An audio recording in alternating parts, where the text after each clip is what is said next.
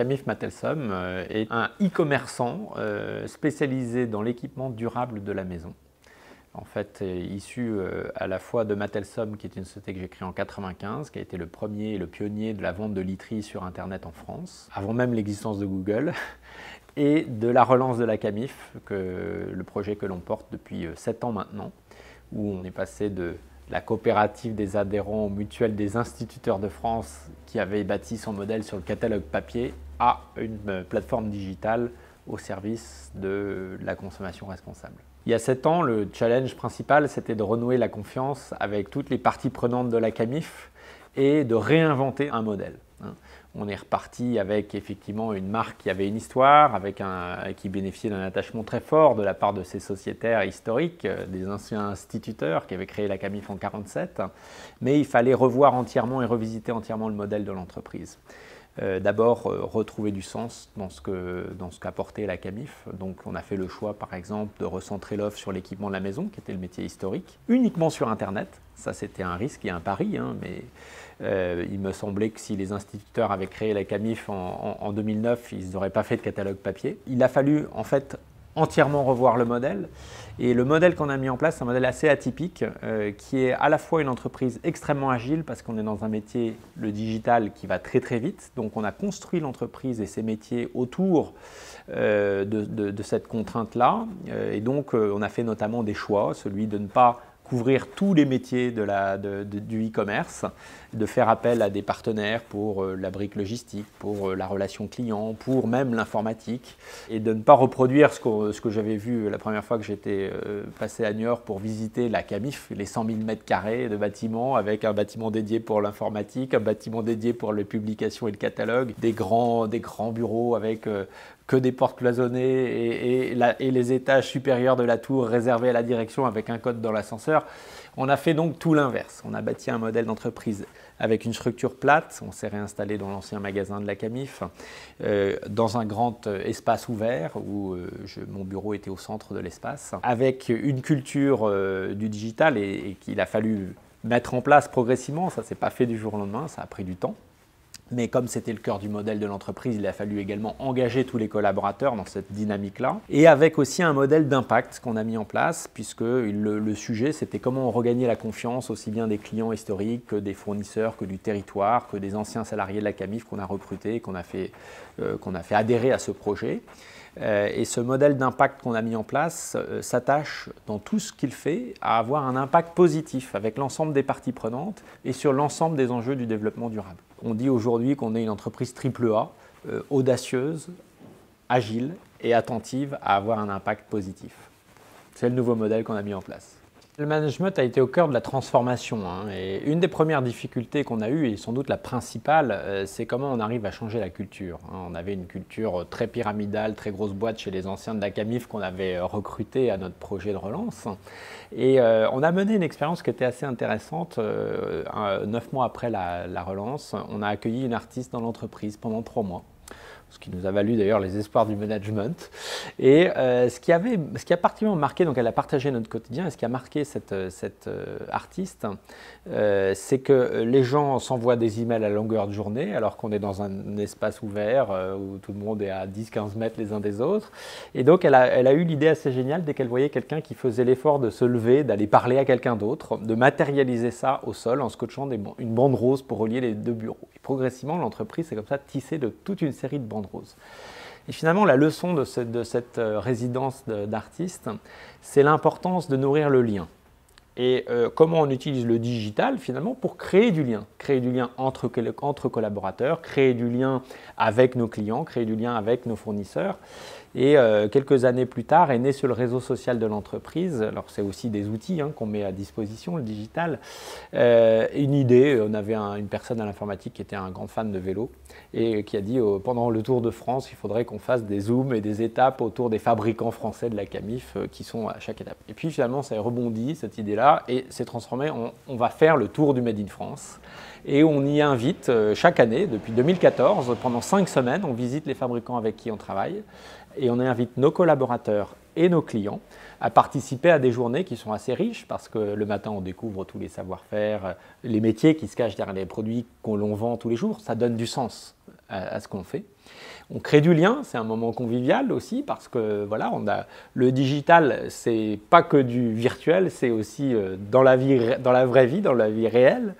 Et c'est important pour nous de nous nourrir de ces échanges. Et l'après-midi, on travaille en atelier créatif sur des modes très collaboratifs d'échange où on a autour de la table des ouvriers, des clients de la Camif et des collaborateurs et on imagine ensemble les produits de demain.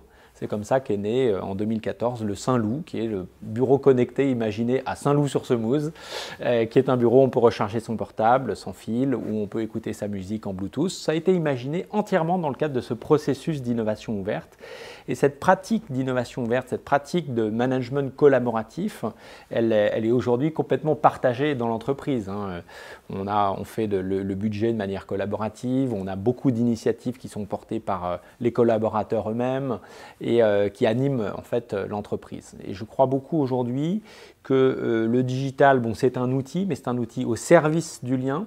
Et surtout, ce qui est important, c'est de remettre l'humain au cœur et de donner du sens à ce qu'on fait. Les difficultés, c'était à la Camif, on faisait comme ça.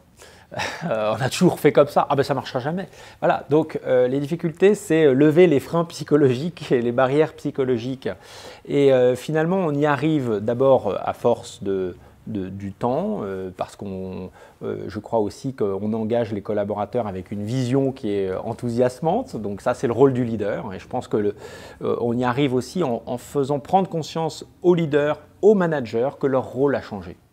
Il faut abandonner le pouvoir, il faut redonner le pouvoir. Et d'ailleurs, ce digital donne le pouvoir parce qu'on a l'information quoi qu'il arrive. Donc ça nécessite de revisiter nos modes de circulation de l'information dans l'entreprise, partager davantage. Nous, on fait un budget collaboratif parce que ce sont les collaborateurs eux-mêmes qui définissent la feuille de route de l'entreprise. Mais si au bout de quelques années, on arrive à faire ça, c'est parce qu'en amont, on a beaucoup partagé. On fait un reporting tous les mois qui est partagé avec les banquiers, les actionnaires, mais également les collaborateurs, qui est co-construit avec les collaborateurs. Donc tout ça participe de l'engagement des collaborateurs. Donc ça prend du temps, ça c'est sûr.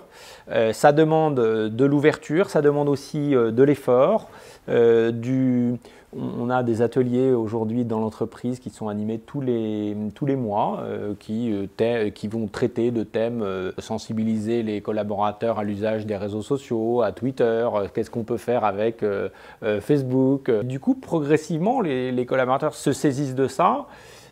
Par exemple, cette année, autour du Made in France, il y a une personne qui a fait tous les Facebook Live à chaque étape. Donc, on a eu des Facebook Live où on avait 100 000 vues. Ça dure 2-3 minutes et puis on est au cœur de l'usine là et on partage. Donc, c'est nourrir les collaborateurs sans cesse avec ces innovations, ces nouveaux outils et ne pas forcer, les choses viennent naturellement, elles viennent avec le temps. Voilà. Les résultats concrets qu'on a obtenus, d'abord, c'est que depuis 3 ans, la Camif et Camif Mattelsum est une société rentable. Donc c'était très important d'arriver à retrouver un modèle économique qui tienne la route et qui soit durable. Et donc ce modèle de vente en ligne spécialisé dans l'équipement durable de la maison, aujourd'hui il a fait ses preuves, il fonctionne. Et le résultat principal, c'est qu'on a aujourd'hui 2/3 de nos clients qui ne sont pas d'anciens sociétaires de la Camif, avec qui on a pu repartir, mais qui sont des nouveaux consommateurs vraiment engagés dans cette consommation responsable, qui veulent donner du sens à leur achat, savoir d'où ça vient, comment c'est fabriqué, par qui c'est fabriqué. Et sur le site de la Camif, avec la consolocalisation, avec les coulisses de la fabrication, qui sont des vidéo-reportages au cœur des usines, finalement on lui donne cette information, on lui donne le pouvoir de s'engager dans cette consommation responsable que l'on prône à la Camif.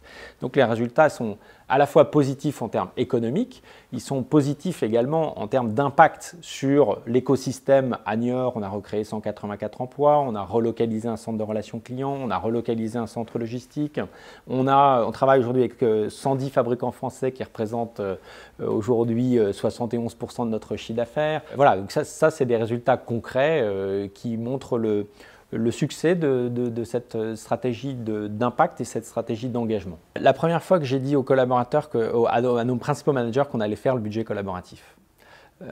Là, ça a été grand blanc. Et ils m'ont dit, mais à quoi on sert? Et finalement, j'ai dit, votre rôle, il est en train de changer.